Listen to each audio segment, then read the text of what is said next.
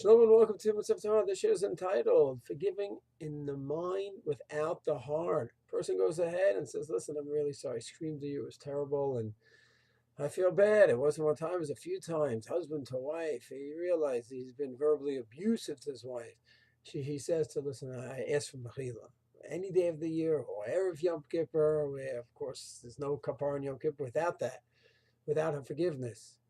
She says, listen, I don't want this to be held against you on the Yom Adin in God's court. So I forgive you because I don't want you to have that punishment. But here, oh, it hurts. You put me through a lot of pain. And it's going to take some time for me to see a whole change in your activities, how you behave towards me. And then maybe over here, the pain can subside. Right now, there's a lot of pain. And I can't say, I forgive you, belev shalem, in my heart. In my head, yes. I know you're a good guy. I don't want you to be held accountable in the heavenly court. Is that slicha? Is that slicha or not? So the Chazon Ish says, Devam shebelev ein dvarim. Person goes ahead, makes a transaction with someone, has the deal, sells, buys. Then after says, I didn't really feel it. I was doing it here, but I over here. I know I said it, but I didn't mean it. I didn't feel it. Devam shebelev ein dvarim. Things in your heart don't count, don't play a role. So Chazon Ish says here too, Devam shebelev ein dvarim. So it's true in your heart you're hurting. Halachically, you said you're mochel, you meant it, you weren't lying, and here's mechila.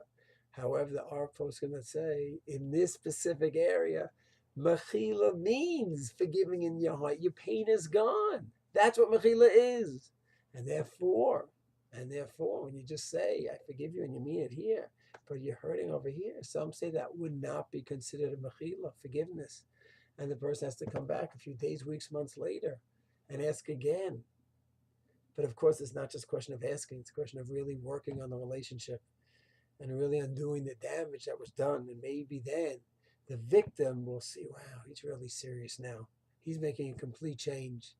And then now the pain really is subsiding. And then there could be a true and complete mechila.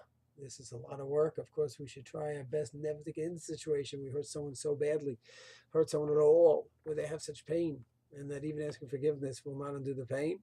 And if chas v'shalom we did reach such a level, then a lot of work is required to go ahead and undo the damage. Shalom.